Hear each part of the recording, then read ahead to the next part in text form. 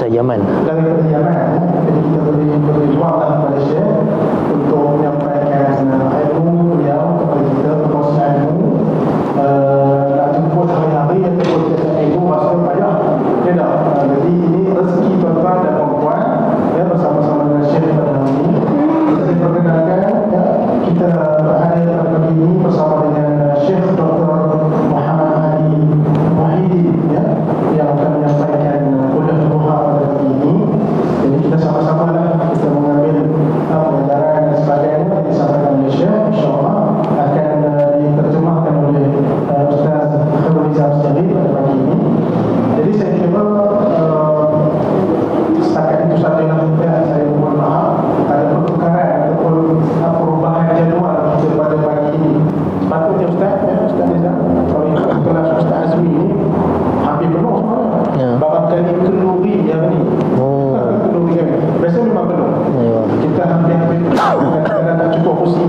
Jadi mungkin hari ni ada kalau asal hari asal milian hadir يعني كل أسبوع لكن اليوم يعني قدر الله في كثير من الغلائب في أمور هذه يشتغلوا عنه. Cakap mikrofon sini ya. Ana ana buat mukadimah sikit. Ya. Bismillahirrahmanirrahim. Alhamdulillahirabbil alamin wassalatu wassalamu ala sayidina wa habibina Muhammadin wa ala alihi wa ashabihi ajma'in. Amma ba'du. Assalamualaikum warahmatullahi wabarakatuh. Pertamanya syukur kepada Allah SWT pada pagi ini kita dapat bersama-sama di dalam kelas ini. Sebenarnya di mana ramai juga yang maklum saya salah seorang tenaga pengajar Pondok Pakat. Jadi pada awal bulan ni saya minta izin Ustaz Al-Fadhil Ustaz Jamaluddin untuk minta cuti hampir sebulan lah. Sebab di sebelah saya ni guru saya yang saya menuntut ilmu dulu di Sudan, iaitu Fadilatul Syekh Dr. Muhammad Abdullah Ali Muhyiddin yang asal daripada Yaman.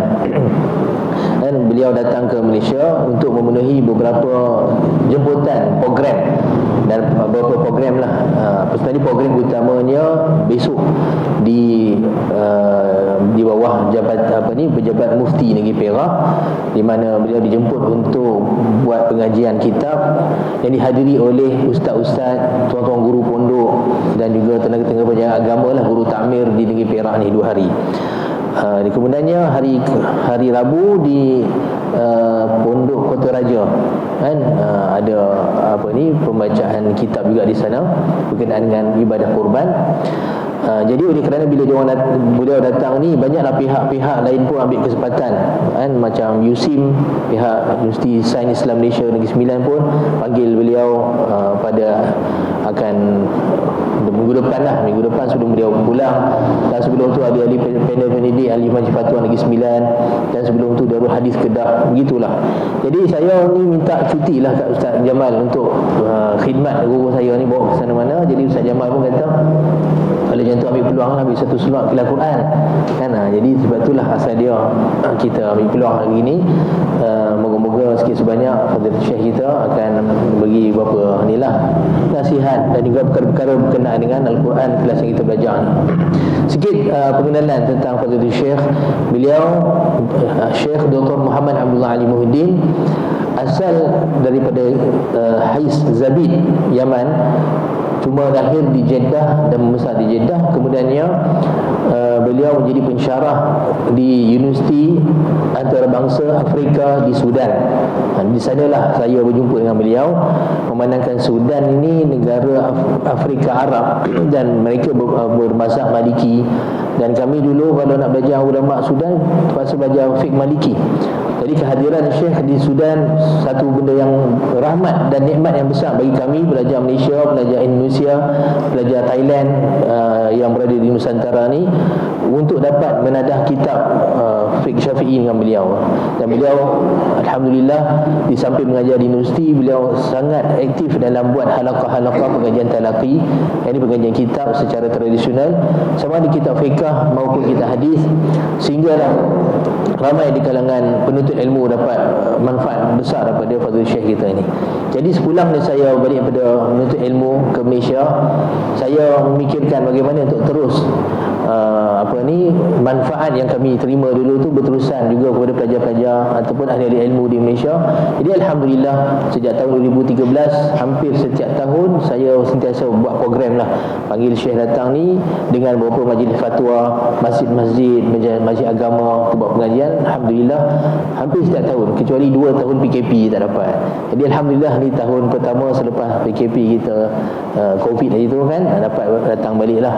Jadi kita ambil peluang insya-Allah sikit sebanyak mendengar beberapa nasihat beliau. Jadi saya tak mau panjangkan lagi, insya-Allah saya akan terjemahkan isi kandungannya lah insya-Allah. Falyatafadhal mashkura sidi. Bismillahirrahmanirrahim. Alhamdulillahirabbil alamin. Wassalatu wassalamu ala asyrafil anbiya'i wal mursalin sayyidina wa habibina Muhammadin wa ala alihi wa ashabihi ajma'in. Al-Qur'an huwa kalamullah الذي أنزله على عباده، فهو أشرف الكتب أنزل على أشرف الأنبياء ليكون منهجا لأفضل الأمم.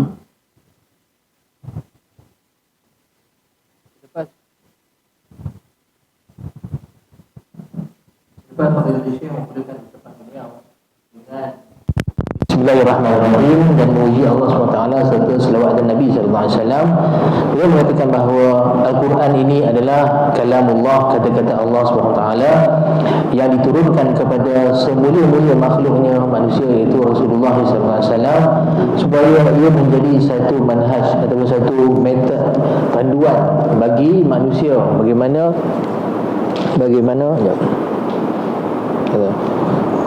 manusia tu berjalan dan juga hidup di atas muka bumi ini. فهو كتاب الله الخالد الباقي yang kekal akan tetap berada sampai bila-bila. وهو المعجزة المستمرة على تعاقب السنين. Dan ia adalah mukjizat yang akan sentiasa berkekalan walaupun berubahnya beredarnya masa. وعروة الدين الوثقى من استمسك بها نجا ومن تركها هلك. Dan Al-Quran adalah tali pegangan yang kukuh, dan barang siapa yang berpegang pada tali ini, maka dialah yang orang yang selamat. Tapi siapa yang terlepas daripada pegangannya, maka binasalah dia. جعله الله سبحانه وتعالى نورا يهتدى به في الظلمات. Allah SWT menjadikan Al-Quran ini sebagai cahaya yang mendapat menerangi manusia ketika berjalan dalam kegelapan. وهداية وإرشاد. قال تعالى كتاب أنزلناه إليك لتخرج الناس من الظلمات إلى النور. Dan Quran adalah petunjuk untuk memberitahu kepada kita ni bagaimana ke mana ke arah tujuan, dan juga dia ada sebagai pembimbing untuk kita buat satu perkara tu antara betul atau salah. Seperti mana firman Allah SWT yang bermaksud Quran ini adalah satu kitab yang mengeluarkan manusia daripada kegelapan kepada cahaya. ولما تعددت السبل والطرق وسقطت وهلكت الناس كان هذا القرآن كتاب لا ريب فيه هدى للناس.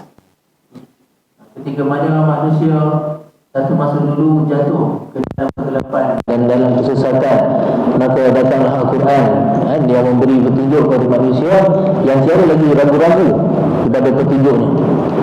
إن هذا القرآن يهدي للتي هي أقوم أي أعدل وأضبط، يهدي الناس إلى أحسن الطرق وأكثرها سدادا. Firman Allah SWT disebut bacakan oleh Syekh tadi, sesungguhnya Al-Quran ini memberi petunjuk kepada jalan yang paling aqwam. Yang ini maksud dia di sini adalah jalan yang paling tepat, dan jalan paling tepat dan jalan yang paling terbaik sekali, dan paling benar sekali jalannya. كتاب فصلناه على علم هدى ورحمة لقوم يؤمنون فهو هدى ورحمة لمن يؤمن به وعذاب على من يكفر به. Kitab yang juga menjadi sebagai satu kitab menyatakan kebenaran, dan juga adalah sebuah kitab yang sebagai satu rahmat yang dikasih sayang Allah SWT kepada hamba-hambanya. ولقد روى الإمام الترمذي رحمه الله حديثا عن سيدنا علي بن أبي طالب. Imam Tirmidzi meriwayatkan satu hadis Nabi sallallahu alaihi wasallam yang diriwayatkan daripada Sayyidina Ali bin Abi Talib radhiyallahu anhu. قال سمعت رسول الله صلى الله عليه وسلم يقول, Aku telah mendengar Rasulullah sallallahu alaihi wasallam bersabda, إنها ستكون فتنة. Yang bermaksud sesungguhnya nanti kelak pada akhir zaman akan berlaku fitnah. فقلت يعني سيدنا علي فقلت ما المخرج منها يا رسول الله. Maka aku pun berkata, iaitu Sayyidina Ali berkata, bagaimanakah jalan untuk keluar daripada fitnah tersebut wahai Rasulullah? قال كتاب الله. Rasulullah SAW pun bersabda, kitabullah itu kitab Allah Ta'ala Al-Quran. فيه نبأ ما قبلكم يعني فيه أخبار الأولين الذين سبقوكم.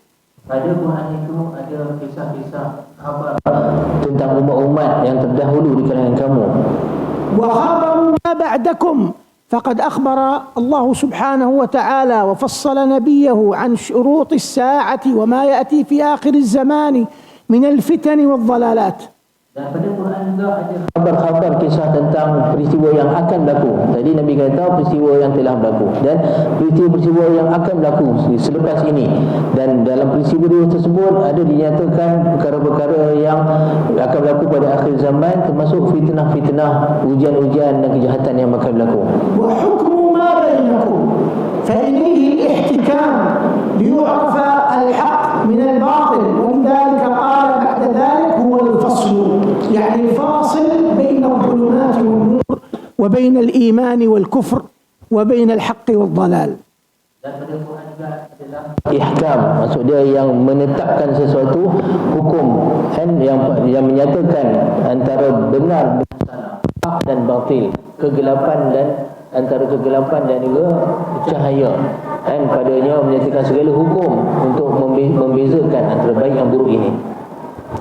هو الفصل ليس بالهزل فهو جد كله حقيقة كله. Dan Quran tu di mana dinyatakan dalam Quran disebut sebagai faslun, bukan perkara yang hazl. Maksud dia benda yang serius. Quran ni bukan benda yang boleh buat main-main, kan, padanya satu benda yang perlu diambil berat pada ayat Quran ini. هو الفصل ليس بالهزل من تركه من جبار قسمه الله. قال العلماء يعني من ترك شيئا منه متكبرا متجبرا عليه قسم الله ظهره وأهلكه. Pada Quran itu sebagai kitab yang fasl, maksud dia betul-betul yang memutuskan antara benda yang betul dengan salah, dan dia bukan satu benda yang boleh dipandang remeh atau pandang ringan. Al-Quran ini boleh buat main-main. Dan seperti mana para ulama mengatakan, siapa yang menentang ataupun mengingkari Al-Quran itu dengan keadaan yang membesarkan diri kerana sombong, nescaya dengan segera Allah SWT seolah ni macam apa, metafora Arab, maksud dia memotong belakang badan dia, maksudnya seolah terus akan dapatlah balasan dari Allah SWT. ومن ابتغى الهدى في غيره أضله الله لأن الذي خلق البشر هو الذي أنزل لهم هذا الكتاب ليكون سبيل سعادة لهم في الدارين. فمن اتبع غيره أضله الله وأهلكه وأبعده أفلا يعلم من خلق وهو اللطيف الخبير. Barang siapa yang teringin ataupun mengharapkan petunjuk selain daripada Al-Quran, nescaya Allah SWT akan menyesatkannya, dan juga tidak akan akan sia-sia saja hidupnya. Barang siapa yang cuba merasakan ada di sana petunjuk lebih baik daripada Quran. Dan Allah, sebab Quran adalah kalam Allah, Allah yang menciptakan manusia dan dia lebih tahu tentang hal keadaan manusia. Betul Allah Ta'ala berfirman dalam surah Al-Mulk tadi, kena ayat masih. أفلا يعلم من خلق وهو اللطيف الخبير. Apakah mereka tidak tahu siapa apa ni Allah Ta'ala yang menciptakan manusia itu sendiri, dan Allah Ta'ala itu yang maha lembut dan maha mengetahui segala-galanya. هو حبل الله المتين الذي من استمسك به نجا وعلى وارتفع ذكره وسما. Dan Al-Quran juga adalah tali Allah yang sangat kukuh dan kuat. Barang siapa yang betul-betul berpegang pada Quran, maka tali Allah ini, maka dia selamat dan dia akan naik tinggi kedudukan dia dan akan jadi mulia di sisi Allah SWT. وهو الذكر الحكيم فليس في الذكر مثل ترداد آياته. فهل أفضل من أن تقرأ كلام الله وأن يعود لك من الأجر أن تعيد إلى الله سبحانه وتعالى كلامه قراءة وتدبرا وفهما وعملا؟ Dan Al-Quran juga adalah sebagai zikir, zikir yang penuh hikmah padanya.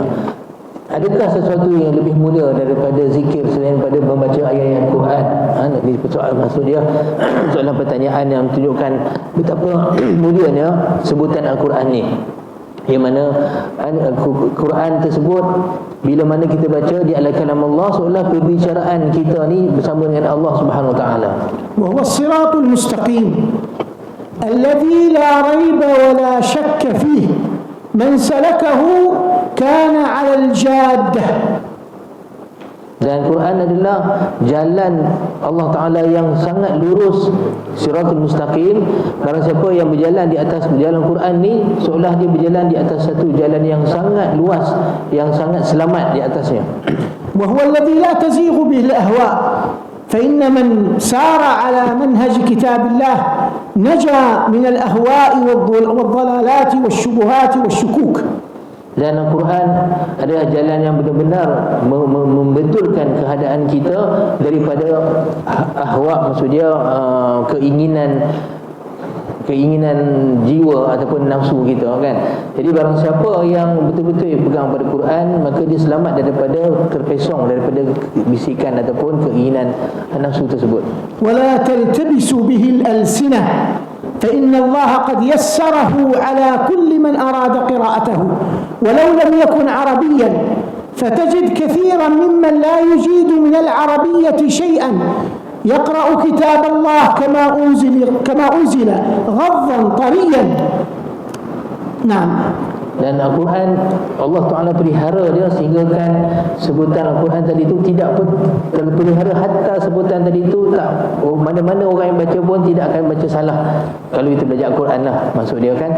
Walaupun seorang tu tak boleh berbahasa Arab, tapi bagaimana Allah Ta'ala memelihara Quran ni sehinggakan orang yang tak reti bahasa Arab pun tapi tetap baca Quran tu bacaan yang seperti mana diturunkan oleh kepada Rasulullah SAW, seolah segar bacaannya. Walaqad yassarna al-Qur'ana lidh-dhikri fahal min muddakir. Dan Allah Ta'ala sendiri sebutkan dalam surah Al-Qamar kan, sesungguhnya maksudnya ayat Quran tadi, sesungguhnya kami telah memudahkan Quran ni untuk disebutkan kan, maka tiadakah ada orang yang dapat berfikir perkara ini. Wala yashba'u minhu al-ulama فكلما قرأوه استنبطوا منه وأخرجوا من حكمه. وانظر لهذه التفاسير الكثيرة على مر العصور، في كل يوم يؤتى بجديد. هذا يتلمس تفسيره من ناحية اللغة، وهذا من ناحية الفقه، وهذا من ناحية الإعجاز، وهذا من ناحية الأرقام. فهو كما قال لا تشبع منه العلماء. Quran ni tak pernah rasa kenyang oleh ulama. Maksudnya orang yang berilmu kalau baca Quran, terutama dengan ulama, tak pernah rasa puas, tak pernah rasa kenyang, sebab sentiasa ada perkara-perkara baru yang akan dikeluarkan, ilmu-ilmu baru. Lihat saja tafsir-tafsir yang ada, yang ditulis ditinggalkan ulama. Kita lihat tafsir ni terlalu banyak. Ada di sana ulama tuliskan tafsir tentang masalah fiqh saja, itu pun terlalu banyak. Ada ulama yang keluarkan tafsir berkenaan dengan bahasa Arab saja. Ada yang keluarkan ilmu tafsir tentang ilmu-ilmu pelbagai, dan setiap hari ada lagi ilmu-ilmu baru yang akan dikeluarkan daripada Quran. Jadi sebab itulah Quran ni satu ilmu yang tak pernah para ulama tu ataupun orang berilmu ni rasa puas, kenyang, sebab sentiasa ada perkara yang baru. ولا يخلق عن كثرة الرد. إن كلام الآدميين إذا أعيد أصبح قديما تمله النفوس والآذان، لكن كلام الله يكرر ويردد فلا يصبح قديما، بل فيه في كل مرة من النفحات والعلوم والفوائد ما لا يحصى. Quran ni tak pernah lusuh ataupun apa panggil macam lama kan, tak pernah apa. ولا يخلق. Ayuh, bahasa kalimah Arab minalizia. Tak pernah apa kata raputnya tu lah dah. Jadi benda Quran tak pernah lagu tu noh. Dia kata walaupun diulang berkali-kali, beribu kali sekalipun, tak pernah kata-kata tu dia jadi macam dah bosan atau lama. Berbeza dengan kata-kata manusia. Kalau kata-kata manusia tu, kalau mula-mula kita dengar rasa sedap apa semua, tapi cuba ulang-ulang lama cemuih. Ni bahasa utara lah kan, cemuih kan, dia tak seronok dengar lah. Tapi Quran tidak sama sekali. Lagi banyak baca, lagi banyak, tetap lagi seronok baca. ولا تنقضي عجائبه فالعلماء وكل من ينظر فيه يرى فيه كل يوم من العجائب التي تستنبط. Dan keajaiban Quran ni pun sebenarnya tak pernah habis. Cuma keajaiban Quran ni akan difahami dan keluarkan oleh orang-orang yang mengetahui, orang yang alim terutamanya. Jadi para ulama setiap kali baca Quran, dia pun akan lihat keajaiban-keajaiban dia. Tapi bukan terhenti di sekat sana. Besok dia akan baca lagi, dia akan lihat lagi keajaiban yang lain. Begitulah kata, menunjukkan bahawa ajaibnya Quran ni, mujizat. هو الذي لم تنتهي الجن إذ سمعته حتى قالوا إنا سمعنا قرآنا عجبا يهدي إلى الرشد. Hatta jin sekalipun ketika mana mula-mula dengan Quran, jin sendiri pun terperanjat. Jin sendiri rasa kagum dengan keajaiban lafaz Quran dan ilmu dia, sehingga Allah Ta'ala merakamkan kisah jin di dalam surah Jin sendiri. Mereka berkata, inna sami'na Qur'anan ajaba yahdi ila rusdi. Kami ni dengar Quran yang ajaib sangat. Jin kata, yang mana Quran ni memberi petunjuk kita ni kepada jalan yang bijaksana, jalan yang betul. والجن خلقوا قبلنا ومتطورون أكثر منا ويعلمون أشياء قد لا نعلمها نحن، ولذلك كان الشاعر إذا أتى بغريب الشعر في الجاهلية وغريب الكلام قالوا له جنية تلقنه. ولا يخفى عليكم عرش بلقيس وكيف أتى به الجن. فهؤلاء إذا بلغوا هذه المنزلة لم يكون أمامهم إذا سمعوا كتاب الله إلا الإقرار بأنه كلام عجيب لا يشبه كلام الخلق وأن فيه الهدى والرشاد. Jin dia dah hidup lama sebelum kita. Dia cukup lama. Sebenarnya mereka dah lagi maju daripada kita, sebab mereka punya tamadun lagi awal daripada kita, dan mereka tahu banyak benda yang kita tak tahu. Jadi sebab memang benda yang ma'ruf di sisi orang Arab dulu, bila ada seorang ahli syair tu, dia baca syair, dia sebut syair yang pelik-pelik, lafaz yang pelik, yang ajaib, orang akan kata dia ni jin habaq kat dia ni. Maksud dia jin ajak dia syair ni, kata. Sebab dia kata orang biasa kata mustahil boleh sebut syair macam ni. Jadi bila mana jin sendiri mengikrarkan ataupun mengatakan Quran tu satu benda yang ajaib, maksud dia kan, di atas pengetahuan jin tu, dia sendiri mengatakan keajaiban Quran. Kerana ni fatani syai'ah lagi. Sulaiman. Aywa, naam. Jadi kita boleh tahu betapa jin ni ada kelebihan lebih pada manusia. Allah Ta'ala cerita dalam Quran sendiri bagaimana Nabi Sulaiman AS ketika mana minta siapa boleh datangkan Arash Balqis. Bukan Sulaiman fi Zaklimah fi Iraq atau fi Palestin. Dan Nabi Sulaiman kan masa tu berada di Palestin. Balqis ada kat Yaman. Jadi Nabi Sulaiman kata siapa yang boleh bawakan Arash Balqis. Jadi jin ifrit dalam Quran Allah Taala sebutkan, ifrit kata aku boleh datangkan arsh tersebut sebelum hang sempat bangun. Sebelum Nabi SAW sempat bangun, arsh tu dah boleh sampai sini dah. Jadi dan juga kisah-kisah yang lain dalam Quran itu nak mengatakan bahawa bila mana Allah Taala sebut tadi Quran, jin pun takjub dengan Quran, maksud dia ni satu benda takjub ataupun keajaiban yang sungguh. Man qala bihi suddiqa. من قال بما قال الله صدقه الناس لأنه كلام الله الذي لا يأتيه الباطل. Siapa yang bertutur dengan Quran, bercakap di atas dasar Quran, maka dia adalah benar. Maksud dan manusia akan membenarkan dia sebab dia berkata di atas prinsip kalam Allah. ومن عمل به أجر لأنه أوامر الله سبحانه وتعالى فمن عمل بها والتزم بها ممتثلا أجر على ذلك.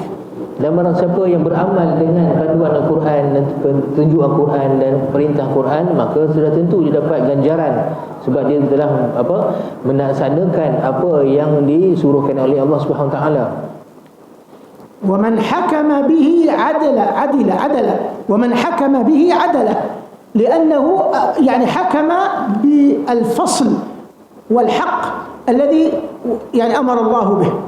Dan begitu juga masalah tentang hukum. Barang siapa yang menetapkan satu hukum, maksudnya dalam sekira ni di sana ada perbalahan apa semua, berhukum Al-Quran, maka maksudnya dialah orang yang telah berlaku adil sebab dia telah berhukum dengan kehukuman yang telah diperintahkan oleh Allah Subhanahu Wa Taala.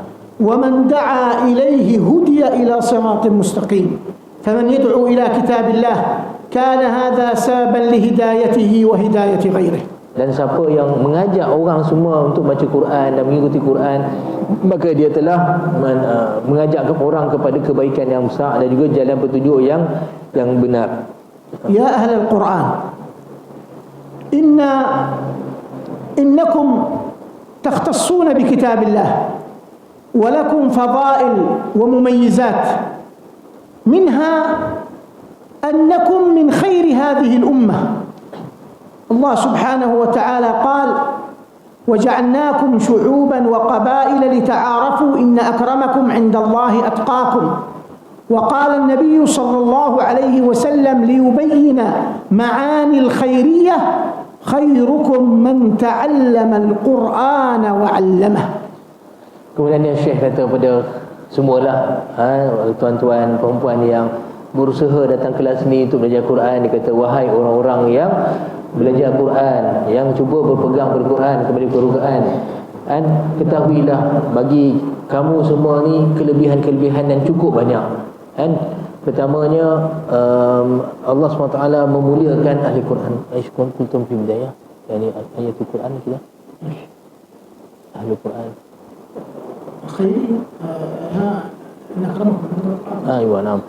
Jadi yang di mana bila seorang tu berpegang ber-Quran, maka dia telah berpegang pada jalan takwa. Dan ketakwaan inilah sebenar-benarnya kemuliaan yang mana Allah Ta'ala sebut dalam Quran. Allah yang bermaksud ayat Quran Syekh sebut tadi, Allah Ta'ala jadikan kamu ni manusia kabilah-kabilah dan juga bangsa-bangsa untuk kamu berkenalan, lita'arafu. Allah Ta'ala sebut inna akramakum indallahi atqakum, dan ketahuilah sesungguhnya yang paling mulia di kalangan kamu adalah orang yang paling bertakwa di kalangan kamu. Dan jadi orang yang cuba nak berpegang Quran, belajar Quran untuk tahu hukum akan Quran, mereka sebenarnya cuba untuk menjadi seorang yang bertakwa. Dan bila mana dia jadi orang yang bertakwa, dia orang yang mulia Allah Ta'ala. Kemudiannya Rasulullah SAW sendiri sebut dalam satu Quran menerangkan baik itu.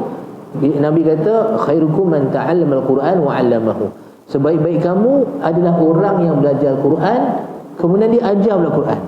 Jadi subhanallah kan, kalau kita duduk dalam situasi belajar Quran, kita dapat kebaikan yang diiktiraf oleh Nabi SAW. Apatah lagi kalau kita boleh ajar pula Quran. Al-Quran la yadhi'u sahibuh. Fa fi hayatihi يهب الله له من التسهيلات والتيسيرات ما هو مشاهد فتجد الناس يبحثون عن الأرزاق وهو مرزوق. Dan Quran pun tidak sekali-kali akan membiarkan sahaja teman dia. Maksudnya kalau seorang tu baca Quran, Quran tu jadi teman dia lah kan. Quran tidak akan sekali tinggalkan teman dia. sama ada di dunia, hidup dunia ataupun kemudian selepas mati.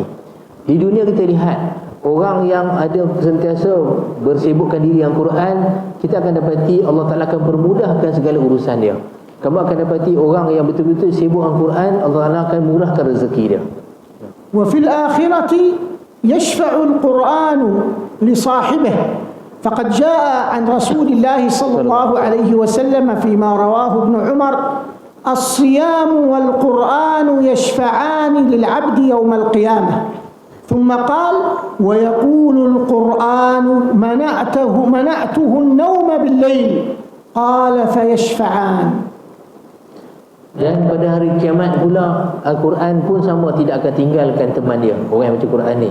Dia akan menjadi syafaat pada hari kiamat. Semua di sana ada hadis daripada Nabi sallallahu alaihi wasallam, Rasulullah SAW bersabda yang bermaksud akan datang Al-Quran dan puasa pada hari kiamat akan membela orang yang baca Quran dengan berpuasa tadi. Dan kemudiannya Al-Quran tu berkata kepada Allah Ta'ala, ya Allah, dulu dia ni sampai tak tidur kerana malam membaca Quran, dan maka aku mempertahankan dia, maksudnya membantu dia pada hari ini. ولا يكتفي بهذا فقد روى أبو هريرة عن رسول الله صلى الله عليه وسلم قال يجيء صاحب القرآن يوم القيامة فيقول القرآن يا رب حله فيلبس تاج الكرامة. Malah di sana lebih daripada itu lagi. Dalam satu riwayat Ibn Abbas, Abi Hurairah, hadis daripada Sayyidina Abu Hurairah radhiyallahu anhu meriwayatkan daripada Rasulullah sallallahu alaihi wasallam bersabda, akan didatangkan pada hari kiamat orang-orang yang baca Al-Quran. Kemudiannya Quran ni berkata, "Mata kalau Quran? Hal ya Rabb hallihi." Yani albisu hillah.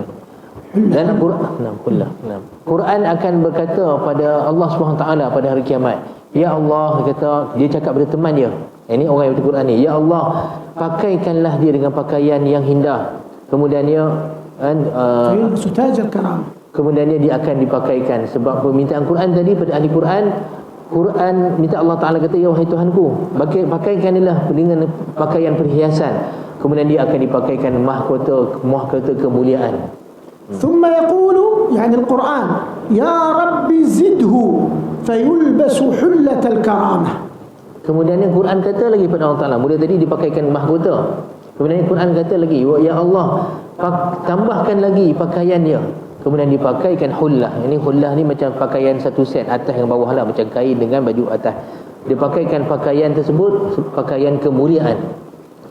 ثم يقول القرآن يا رب ارضى عنه فيقال اقرأ وارقى وتزاد بكل آية حسنة.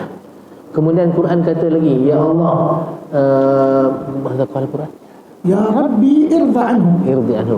Wahai Allah, redalah pada dia. Kemudian Allah Ta'ala pun kata pada dia, bacalah Quran pada hari tersebut, dan setiap bacaan Quran yang kamu pernah baca tadi tu akan jadi pahala pada kamu, ditambahkan lagi pahala. وجاء في الحديث أن أهل الله وخاصته هم أهل القرآن. قال النبي صلى الله عليه وسلم أهل القرآن هم أهل الله وخاصته. Malah di sana ada hadis Nabi SAW, Rasulullah SAW bersabda yang bermaksud Ahlul Quran adalah ahli Allah. Ahli Quran adalah ahli Allah dan juga khasahnya. Khasah ni macam ni. Dulu, kalau dulu macam raja, kadang-kadang orang boleh masuk jumpa raja kan, jumpa dia apa semua kalau ada urusan. Tapi di sana ada beberapa orang yang dia macam special lah di sisi raja. Bila-bila mana dia boleh masuk dekat raja, berbincang dengan raja. Ini dipanggil khasah, dan khasah dia. Jadi Allah Ta'ala kata Quran, ahli Quran ni macam orang ni. Mereka adalah orang yang seolah macam kalau raja tu orang ni duduk dengan raja, dan orang yang special di sisi raja. وقد جاء في الحديث الذي روته عائشة رضي الله تعالى عنها عن النبي صلى الله عليه وسلم الذي يقرأ القرآن وهو حافظ له مع السفرة الكرام البررة يعني مع الملائكة. Dan sana ada hadis yang diriwayatkan daripada Sayyidatina Aisyah radhiyallahu anha, berkata dalam sabda Rasulullah sallallahu alaihi wasallam yang bermaksud orang yang baca Quran dalam keadaan dia boleh hafal Quran tersebut, maka mereka ini seolah duduk di kalangan para malaikat safarah, malaikat yang menjadi duta-duta Allah Ta'ala yang mulia. وهو يعني والذي يقرأ القرآن ويتعاهده وهو عليه شديد أو وهو عليه شاق في بعض الروايات فله أجران، أجر القراءة وأجر المشقة. Dan ada pun orang yang baca Quran dalam keadaan bersusah payah baca sebab tak mahir bacaan apa semua, dan berat bacaan dia, maka orang seperti ini dapat pahala, dua pahala pula. Pahala ajrul qiraah wa ajrul masyaqqah.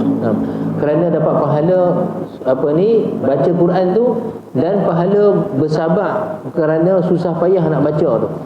Fasbiru ala ta'ahhudikum wasbiru ala masyaqqati ta'dil alsinatikum fa innakum ma'juruna ala kulli dhalik. Maka sabarlah, kata sabarlah untuk baca Quran ni dalam keadaan walaupun susah payah. Sebab setiap kesusahan yang kita cuba baca Quran ni, belajar ni, bukan setakat dapat pahala baca tu, hak yang susah tu pun Allah Ta'ala bagi pahala lagi.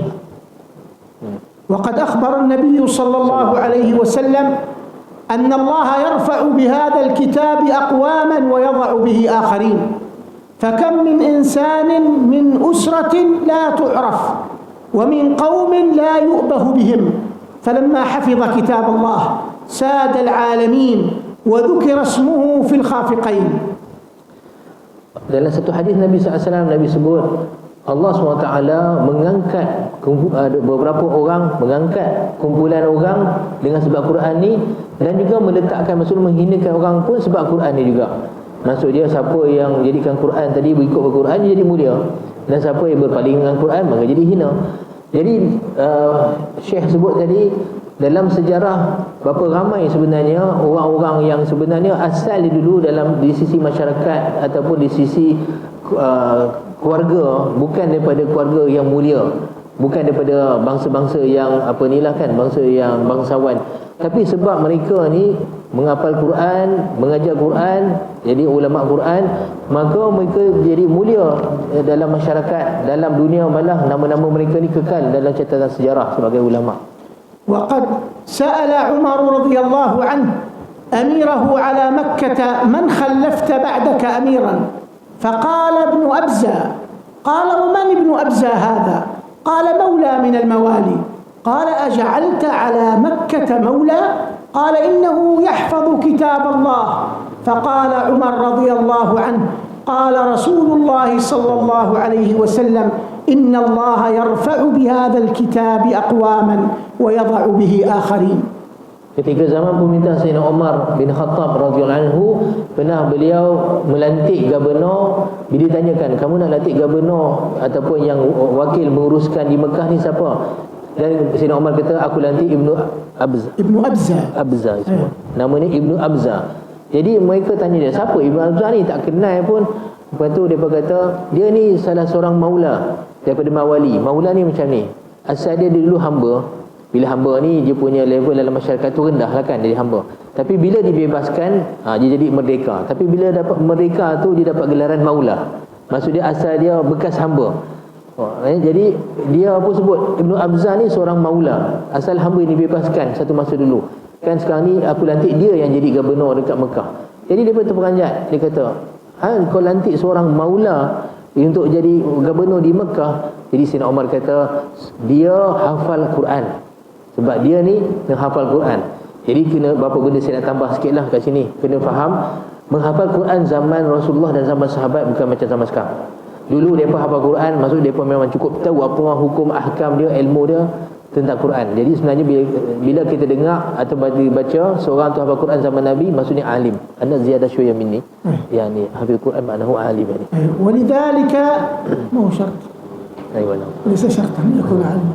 طيب ولذلك قدم يعني حافظ القرآن العارف للأحكام أن يكون إماما على غيره يؤم القوم أقرأهم لكتاب الله.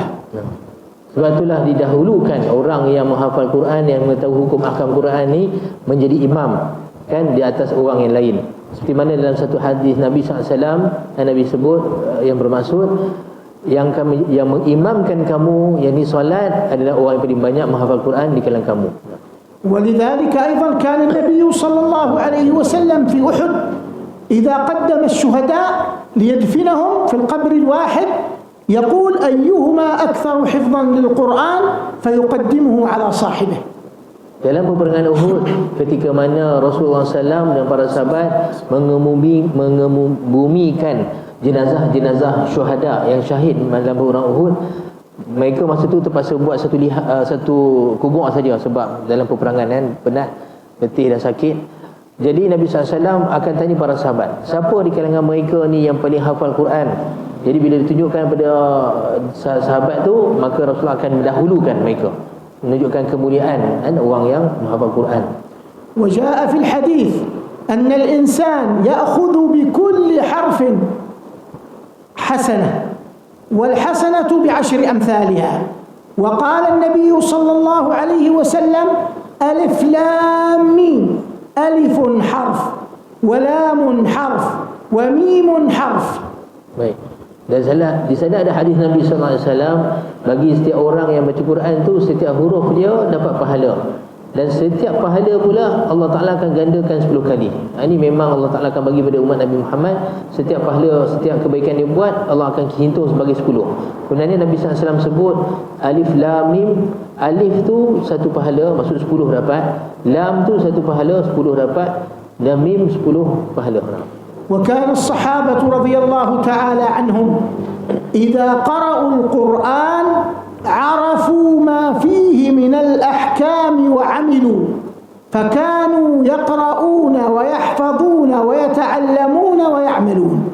Dan adalah para sahabat radhiyallahu anhu, bila mana Nabi SAW akan mengajar mereka Quran, mereka akan belajar ayat tersebut, hafal ayat tersebut, dan mempelajari apa isi kandungan makna ayat tersebut dan hukum ahkam pada ayat tersebut, dan mereka segera beramal apa yang ada pada ayat tersebut. ولذلك روي أن عمر حفظ البقرة في 8 سنين لأنه علم وعمل. Sebab tu ada riwayat Sayyidina Umar sendiri menghafal Quran, menghafal surah Al-Baqarah 8 tahun. Sayyidina Umar menghafal surah Al-Baqarah selama 8 tahun. Tapi maksud di sini hafal tu bukan sekadar hafal ayat Quran saja, tapi segala hukum ahkam dia dan beramal dengan segala apa yang ada dalam surah tersebut. ونختم بالبشرى التي يبشركم بها النبي صلى الله عليه وسلم فيما روى أبو هريرة رضي الله عنه قال قال رسول الله صلى الله عليه وسلم ما اجتمع قوم في بيت من بيوت الله يتلون كتاب الله ويتدارسونه بينهم إلا نزلت عليهم السكينة وحفتهم وغشيتهم الرحمة وحفتهم الملائكة وذكرهم الله في من عنده فأي شرف أعظم من أن يذكرك الله في ذلك الملأ العظيم الأعلى. Dan Fadhilul Syekh kata, kita tutup dengan satu hadis Nabi SAW yang akan menjadi khabar gembira kepada antum semua, maksudnya tuan-tuan perempuan semua yang mengaji Quran di sini. Ini satu riwayat daripada Sayyidina Abu Hurairah. Daripada Sayyidina Abu Hurairah radhiyallahu anhu, Rasulullah SAW bersabda yang bermaksud, tiadalah satu kaum, kumpulan orang yang mereka ni berhimpun dalam rumah Allah. Mereka ni membaca Quran, maksud masjid lah, masjid, membaca Quran dan mempelajari apa ada isi Quran ni, melainkan Allah SWT akan turunkan daripada mereka ni rahmat dan juga ketenangan pada mereka, dan juga para malaikat akan duduk bersama mereka ni buat bulatan. Maksud dia macam berimpun buat pusingan pada mereka ni. Dan Allah SWT pun sebut nama-nama mereka yang duduk belajar Quran ni di sisinya. Jadi Fadhil Syekh kata, nak kemuliaan apa lagi lebih daripada tu? Nak kemuliaan apa lagi lebih daripada tu? Bila mana Allah sebut kita di sisi dia, sebut setiap orang yang baca kitab dia ni dalam semua Allah Ta'ala ni disebut di sisi Allah Ta'ala. Jadi cukuplah benda tersebut sebagai kemuliaan dan semangat untuk kita teruskan mempelajari Quran, belajar Quran Jadi sedikit sebanyak saya punya terjemahan. Jadi sampai sini dulu Fadil Syekh punya sedikit sebanyak perkongsian. Saya mohon maaf sekiranya ada kekurangan pada terjemahan saya. Aqulu qawli hadza wa astaghfirullah li wa lakum. Assalamualaikum warahmatullahi wabarakatuh. لو في سؤال Tapi kalau sekiranya kau ada soal apa-apa, mungkin boleh buka kot.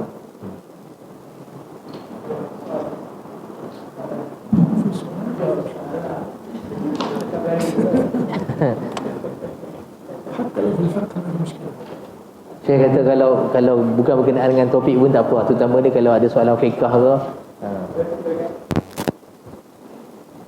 masalah hukum ahkam. Untuk pengetahuan semua, Fadilatul Syekh ni seorang memiliki doktor, maksud dia PhD dalam bidang syariah dengan undang-undang, dan juga kira kepakaran beliau dalam bidang fiqh dan hadis lah. Kalau ada soalan lah apa-apa. Ya.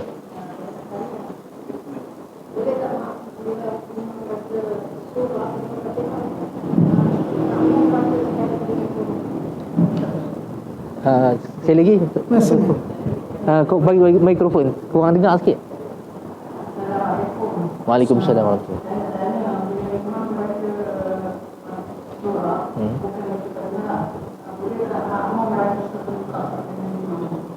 Tapi dia dah baca Fatihah lah. Okey.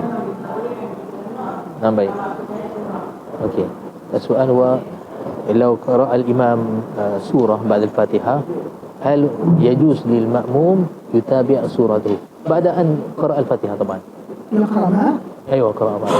في نهي عن النبي صلى الله عليه وسلم، إنما يتابعه بالسمع لا بالقراءة معه، لأن النبي صلى الله عليه وسلم صلى في إحدى الصلوات ثم كان في واحد من الصحابة يتابع معه يعني يقرأ، فقال النبي صلى الله عليه وسلم نهى عن ذلك، لا يقرأ المأموم في صلاة الإمام الجهرية إلا الفاتحة فقط، لكن السورة لا يقرأ. قال ما لي، يعني النبي صلى الله عليه وسلم لا تستغرب، يعني إنه وجد مشقة، فلذلك يعني لا يكره للمأموم أن يقرأ خلف الإمام في الجهرية إلا الفاتحة التي يجب عليه أن يقرأها. Di sana ada larangan daripada Nabi SAW.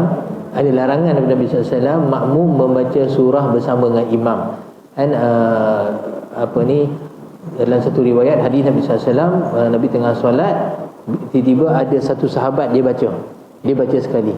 Jadi Nabi SAW dapati macam susah lah, kan, susah nak baca. Kemudian Nabi SAW kata kenapa ada orang yang nak baca juga Al-Quran. Jadi makruh bagi makmum membaca.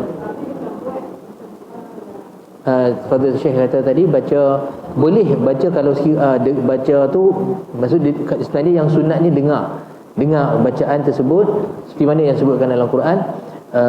Jadi dia baca Al-Fatihah memang wajib lah, makmum baca Al-Fatihah wajib, tapi dia dengar bacaan imam lepas tu. Kalau baca hukum dia makruh. Mali unaza'ul Quran, kata Nabi SAW. Nabi SAW kata mali unaza'ul Quran. Kenapa aku ni ada orang nak bertarung aku dengan Quran? Maksudnya pakat nak baca sekali Quran.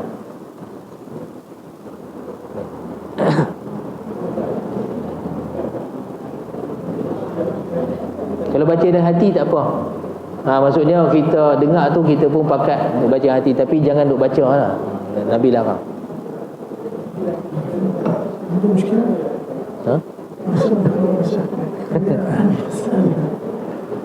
Bismillah.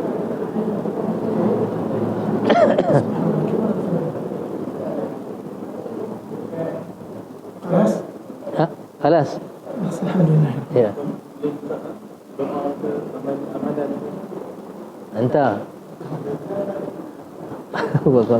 mungkin Syekh يعني يجيز ويريد أو دعاء أو طيب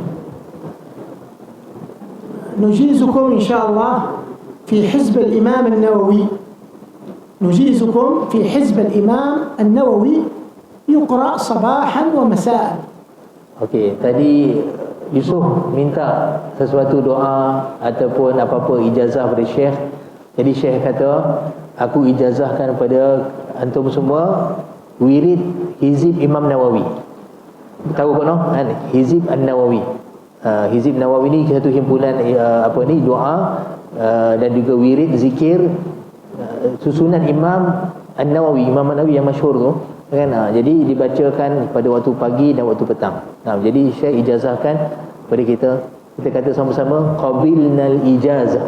Sebut. Aywa, maksudnya kami terima ijazah. Hidayatuhu bismillah, Allahu akbar, aqulu ala nafsi wa ala dini wa ala ahli wa ala auladi wa ala mali wa ala ashabi wa ala diyarihim wa ala amwalihim, alf la hawla wa la quwwata illa billahi al-'ali al-'azim. Bismillah, Allahu akbar, aqulu ala nafsi wa ala dini wa ala ahli wa ala auladi wa ala mali wa ala ashabi wa ala diyarihim wa ala amwalihim, alf la hawla wa la quwwata illa billahi al-'ali al-'azim. Bismillah, Allahu akbar, aqulu ala nafsi wa ala dini wa ala ahli wa ala auladi wa ala mali wa ala ashabi wa ala diyarihim wa ala amwalihim, alf la hawla wa la quwwata illa billahi al-'ali al-'azim. Hadi bidayatan. Ma'ruf insyaallah andakum. Syekh bacakan awal dia tadi, tu wirid kan, bismillah, Allahu akbar, Allahu akbar, sampai yang Syekh baca tadilah. Jadi buku Hizib Nawawi ni sebenarnya ada jual. Saya tak pasti pusaka Syafi'i dia jual tak? Tapi siapa yang rasa nak, kalau tak ada boleh tanya Yusuf. Sebab Yusuf dia tahu cara nak beli kan. Okey, insya-Allah. يعرف الآن؟ أتاك يعرف. يعرف إن شاء الله. تريد شيء ثاني ولا هذا بس؟ عندك شيء بخصوصه ترغب فيه ولا بس؟ بس okey. Baik. Tak boleh no? Kalau tak ada apa-apa, terima kasih banyak semua. Jazakumullah khairan katsira. Sekali lagi kami mohon maaf sekiranya sana ada kekurangan apa semua. Ni hum yatubu doa. Khitam bi doa. بسم الله الرحمن الرحيم. الحمد لله رب العالمين، والصلاة والسلام على أشرف الأنبياء والمرسلين سيدنا وحبيبنا محمد وعلى آله وأصحابه أجمعين. اللهم إنا نسألك من كل ما سألك منه عبدك ونبيك محمد صلى الله عليه وسلم وعبادك الصالحون، ونستعيذك من كل ما استعاذك منه عبدك ونبيك محمد صلى الله عليه وسلم وعبادك الصالحون. اللهم إنا نسألك العلم والعمل والإخلاص والقبول والتوفيق ومرافقة النبي صلى الله عليه وسلم. اللهم إنا نسألك العافية ونسألك تمامها ونسألك دوامها ونسألك الغنى عن الناس. اللهم إنا نسألك رضاك والجنة ونعوذ بك من سخطك والنار. ربنا آتنا في الدنيا حسنة وفي الآخرة حسنة وقنا عذاب النار. ربنا آتنا في الدنيا حسنة وفي الآخرة حسنة وقنا عذاب النار. ربنا آتنا في الدنيا حسنة وفي الآخرة حسنة وقنا من النار. اللهم إنا نسألك الجنة وما يقرب إليها من قول وعمل، ونعوذ بك من النار وما يقرب إليها من قول وعمل. اللهم إنا نسألك علما نافعا وقلبا خاشعا وعينا دامعة. اللهم اجعلنا من أهل القرآن، واجعلنا من المتبعين لهداه، واجعلنا من الحافظين له، واجعلنا من الملتزمين به، واجعلنا من الناجين به يا رب العالمين.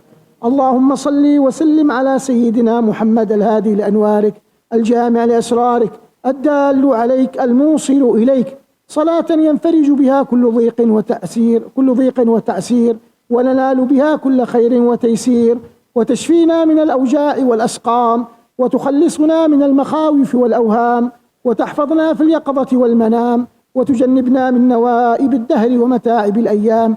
وعلى آله هداة الإسلام وأصحابه السادة الأعلام وأزواجه الطاهرات الكرام، واجمعنا عليه يا ربنا في أعلى مقام، وارزقنا في جواره حسن الختام. الفاتحة. الرجيم. بسم الله الرحمن الرحيم. الحمد لله رب العالمين، الرحمن الرحيم، مالك يوم الدين، إياك نعبد وإياك نستعين، اهدنا الصراط المستقيم، صراط الذين أنعمت عليهم غير المغضوب عليهم ولا الضالين، آمين. سبحان الذي سخر لنا هذا وما كنا له مقرنين. ايش قلنا؟ سبحانك اللهم وبحمدك لا إله إلا أنت نستغفرك ونتوب إليك. نعم. Alhamdulillah, terima kasih kepada Allah Subhanahu wa taala.